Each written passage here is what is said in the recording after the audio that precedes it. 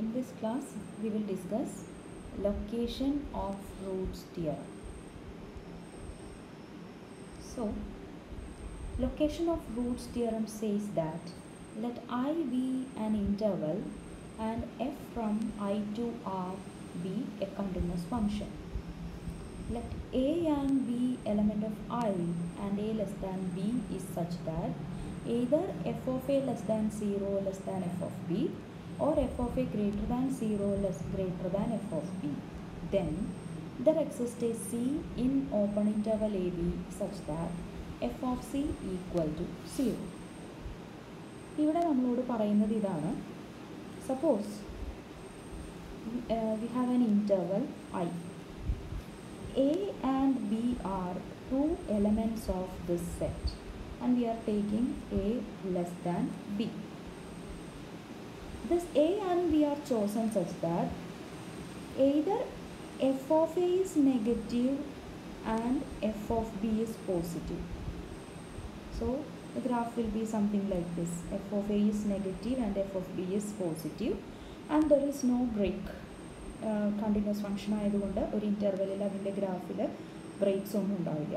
ഒന്നുകിൽ ഇങ്ങനെ ആയിരിക്കും ഇതിൻ്റെ ഗ്രാഫ്, ഓർ നമുക്ക് ഐ എന്ന് പറയുന്ന ഇൻ്റർവെൽ ഇവിടെയുണ്ട്. We have A and B here and F of A is positive and F of B is negative, something like this. Okay, F of A പോസിറ്റീവാണ്, F of B നെഗറ്റീവാണ്. അങ്ങനെയാണെങ്കിൽ എക്കും ബിക്കും ഇടയിലുള്ള ഒരു പോയിന്റിലെങ്കിലും നമുക്ക് എഫിൻ്റെ വാല്യൂ 0 ആകും. So if I call this point C, വളരെ clear ആണ്, f of C is 0 because ഇതാണ് നമ്മുടെ Y axis, this is X axis. So f of C is 0 here. ഇനി അതല്ല, ഈ കേസിലാണെങ്കിൽ നമുക്കറിയാം ഇവിടെ എക്സ് ആക്സിസിനെ ക്രോസ് ചെയ്തുകൊണ്ട് ഗ്രാഫ് പോകുന്നുണ്ട്. So f of c is 0 here also. So രണ്ട് കേസിലും എക്കും ബിക്കും ഇടയിലുള്ള ഒരു പോയിന്റിലെങ്കിലും ഫംഗ്ഷൻ്റെ വാല്യൂ 0 ആകും. ഒരു പോയിന്റിലേ ഉണ്ടാവുള്ളൂ എന്നില്ല, ഒന്നിൽ കൂടുതൽ പോയിന്റ്സിലാവാം. ഫോർ എക്സാമ്പിൾ നമ്മൾ എടുക്കുന്ന ഫംഗ്ഷൻ്റെ graph, suppose this is f of a, this is f of b, it may be like this. So there are 3 points between A and B where this is A and this point is B. So there are 3 points between A and B where f of c is 0. So location of roots theorem പറയുന്നു, ഒരു പോയിന്റിൽ ഫംഗ്ഷൻ്റെ value നെഗറ്റീവും മറ്റൊരു പോയിന്റിൽ പോസിറ്റീവും ആണെങ്കിൽ അതിനിടയിൽ ഒരു പോയിന്റിലെങ്കിലും function attains the value 0. Now നമുക്കിത് പ്രൂവ് ചെയ്യണം. പ്രൂവ് ചെയ്യാനായിട്ട് നമ്മൾ ബൈസെക്ഷൻ മെത്തേഡാണ് യൂസ് ചെയ്യാൻ പോകുന്നത്. ഇവിടെ രണ്ട് കേസുകളാണ് നമ്മൾ എടുത്തിരിക്കുന്നത്. ഒന്നുകിൽ F of A less than 0 less than F of B or F of A greater than 0 greater than F of B. ഇതിലിപ്പോൾ നമ്മൾ അസ്യൂം ചെയ്യുകയാണ് F of A less than 0 less than F of B. Okay, so the graph is like this is A, ഇത് B ആണെങ്കിൽ ഇങ്ങനെയാണ് ഇപ്പോൾ നമ്മുടെ graph ഉള്ളത്. So we are I am taking A1 as A. Let me rub this.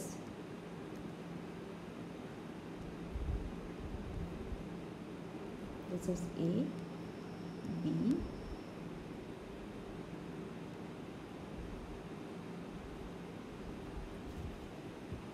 and I will take A1 as A and B1 as B.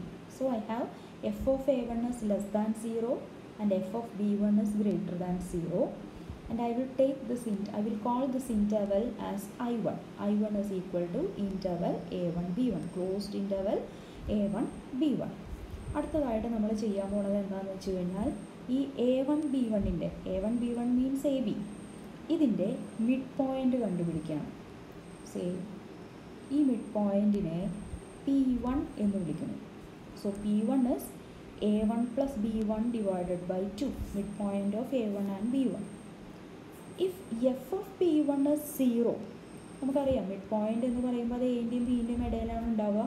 So there is A point between a and b where f of p1 is 0. So we will take c as p1 and we can stop here because എക്കും ബിക്കും ഇടയിൽ ഒരു പോയിന്റിൽ ഫംഗ്ഷൻ്റെ value 0 ആണെന്ന് നമുക്ക് കിട്ടി. പക്ഷേ F of p one 0 ആവണമെന്ന് നിർബന്ധമില്ല. അപ്പോൾ നമ്മൾ വരച്ചിരിക്കുന്ന ഗ്രാഫിൽ തന്നെ എഫ് ഓഫ് പി വൺ 0 അല്ല.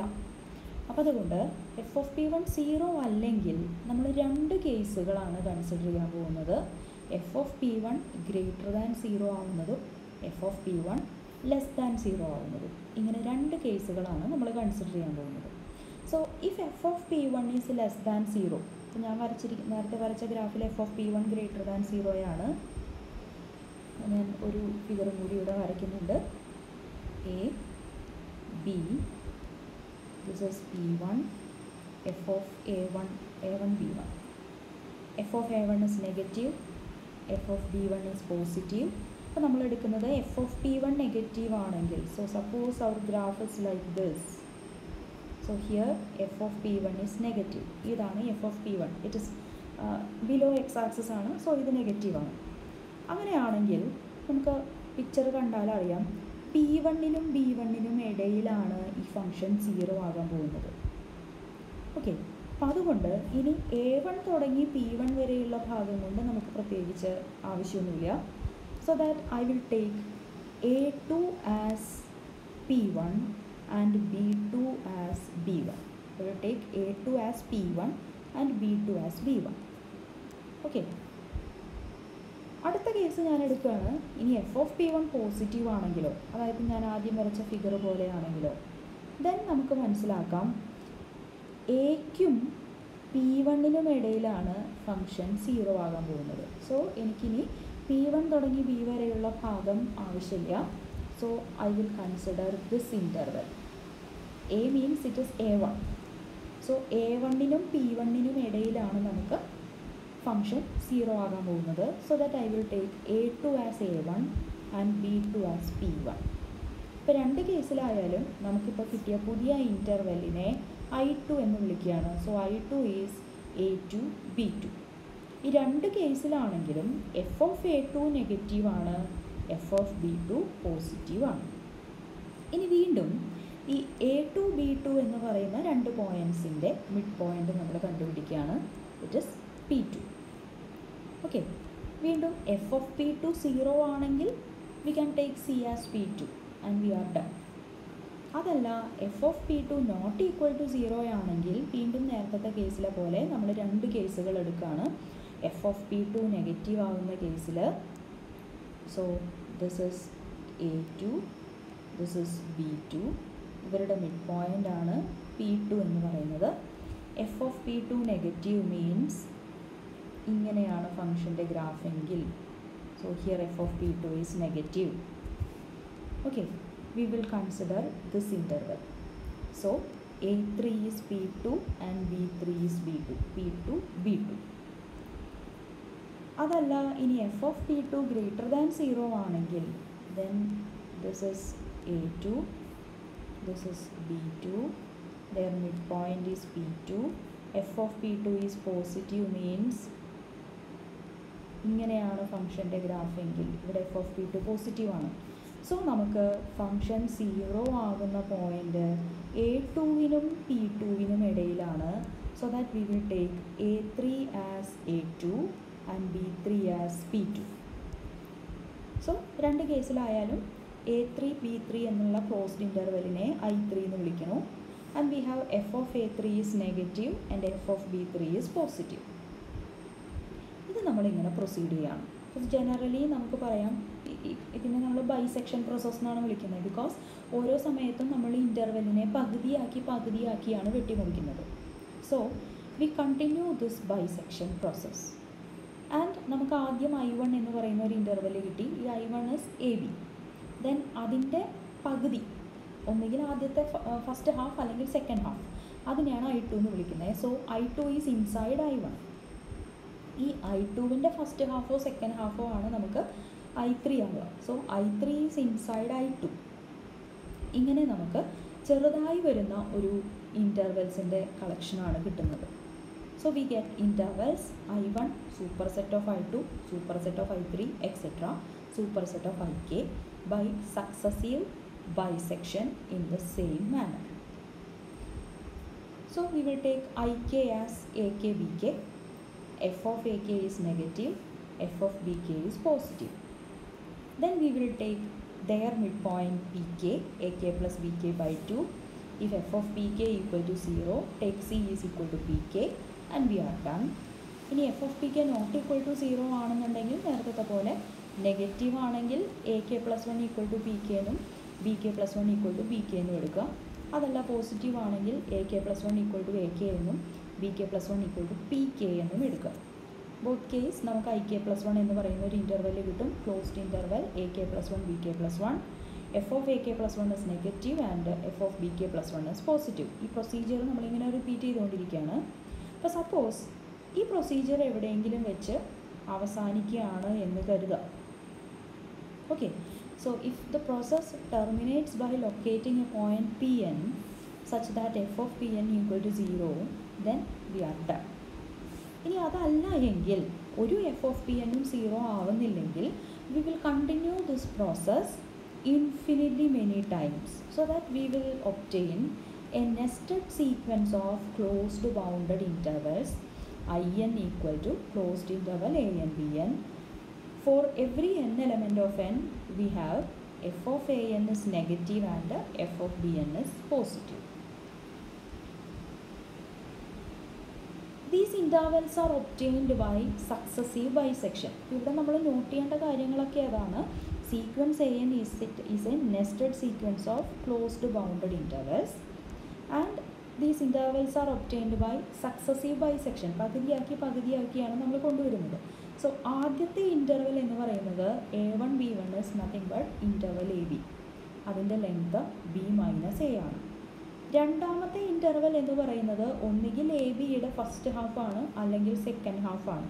സോ ഏത് കേസിലായാലും അതിൻ്റെ ലെങ്ത്ത് വരുന്നത് B minus A divided by 2 ആയിരിക്കും. I2വിനെ വീണ്ടും ബൈസെക്ഷൻ ചെയ്തിട്ടാണ്, രണ്ടാക്കി മുറിച്ചിട്ടാണ് I3 ഉണ്ടാക്കിയത്. സോ അതിൻ്റെ ലെങ്ത്ത് എന്ന് പറയുന്നത് B minus A divided by 4 ആയിരിക്കും and so on. So length of IN will be BN minus AN which will be same as B minus A divided by 2 power n minus 1. ഇതിൻ്റെ numerator ഒരു constant ആണ്. n വലുതാകും തോറും 2 power n minus 1 വലുതായിക്കൊണ്ടിരിക്കും. So the denominator grows up to infinity. n ഇൻഫിനിറ്റിയിലേക്ക് പോകും തോറും 2 power n minus 1 will go to infinity. So b minus A divided by 2 power n minus 1 will go to 0 as n goes to infinity. So nested intervals property പ്രകാരം നമുക്ക് പറയാം ഈ IN nested intervals property says that intersection of a nested sequence of closed bounded intervals is non-empty. So എല്ലാ INലുമുള്ള ആരൊക്കെയോ ഉണ്ട്.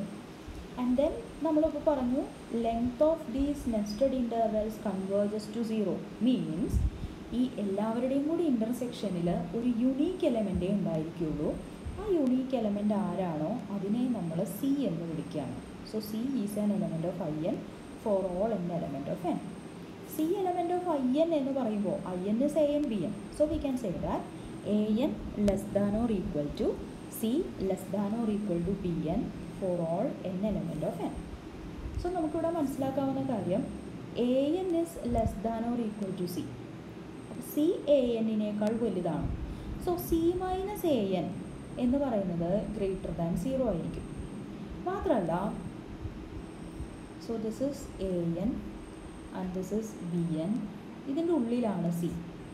C minus AN എന്ന് പറയുന്നത് ഈ ലെങ്ത് ആണെങ്കിൽ BN മൈനസ് AN എന്ന് പറയുന്നത് ഈ ലെങ്ത് ആണ്. So 0 less than or equal to C minus AN less than or equal to BN minus AN ആയിരിക്കും. ഈ BN minus AN converges to 0 as n goes to infinity എന്നാണ് നമ്മൾ പറഞ്ഞത്. So ഇത്രയും ഭാഗം നമ്മൾ എടുത്തു കഴിഞ്ഞാൽ apply Squeeze theorem, this will go to 0, this will go to 0, so C minus AN must go to 0. So limit C minus AN goes to 0 means C is nothing but limit of AN.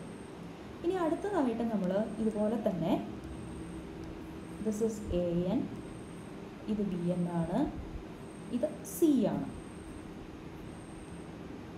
BN minus C എന്ന് പറയുന്നത് ഈ ഇൻ്റർവെല്ലിൻ്റെ length ആണ്.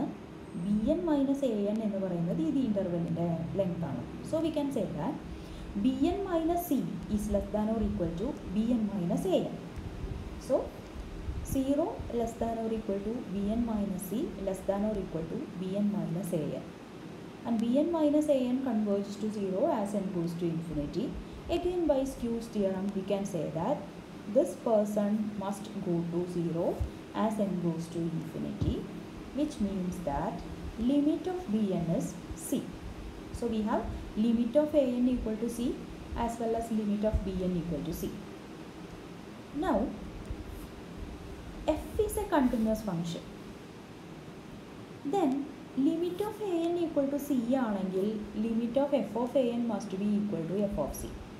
Similarly, limit of Bn equal to C implies limit of f of Bn is equal to f of C. So limit of An ഉം f of C ആണ്, limit of Bn ഉം f of C ആണ്. നമുക്ക് An നെ കുറിച്ച് അറിയാവുന്നത് f of An is negative for all n എന്നാണ്. എല്ലാ f of An ഉം നെഗറ്റീവ് ആണെങ്കിൽ അതിൻ്റെ ലിമിറ്റ് ആയിട്ടുള്ള f of C എന്ന് പറയുന്നത് less than or equal to 0 ആയിരിക്കും. അതുപോലെ തന്നെ എല്ലാ എഫ് ഓഫ് ബി എന്നും പോസിറ്റീവാണ്. അപ്പോൾ അതിൻ്റെ ലിമിറ്റ് ആയിട്ടുള്ള എഫ് ഓഫ് സി എന്ന് പറയുന്നത് greater than or equal to 0 ആവണം. So we have f of C less than or equal to 0 as well as f of C greater than or equal to 0 means f of C is equal to 0. So there is some C between A and B such that f of C is equal to 0. ഇവിടെ ഓർക്കേണ്ട ഒരു കാര്യം ഇതാണ്, എക്കും ബിക്കും ഇടയിൽ ഒരു പോയിന്റിൽ F 0 ആകും എന്നല്ല തിയറം പറയുന്നത്. ഒരു പോയിന്റിലെങ്കിലും എഫ് 0 ആകുന്നതാണ്. There may be more than 1 point. Okay, പക്ഷെ ബൈസെക്ഷൻ പ്രൊസീജിയർ ഇതിലേതെങ്കിലും ഒരു റൂട്ടേ നമുക്ക് ബൈസെക്ഷൻ പ്രൊസീജിയർ വഴി, അതായത് ഇപ്പോൾ നമ്മൾ ചെയ്ത ഈ പ്രോസസ്സ് വഴി നമുക്കിതിൽ, ഞാനിപ്പോൾ ഈ വരച്ചത് പ്രകാരം ഇവിടെ ഒരു 0 ഉണ്ട്, ഇവിടെ 0 ഉണ്ട്. So I am taking a here. ഇവിടെ 0 ഉണ്ട്, ഇവിടെ 0 ഉണ്ട്, ഇവിടെയും 0 ഉണ്ട്. സോ 5 zeros ഉള്ളൊരു ഫംഗ്ഷനാണ് ഞാൻ വരച്ചിരിക്കുന്നത്. പക്ഷേ ഇതിൽ ഒരു 0 മാത്രമേ നമുക്ക് ബൈസെക്ഷൻ പ്രൊസീജിയർ വഴി കണ്ടുപിടിക്കാൻ പറ്റുള്ളൂ. So this is location of roots theorem.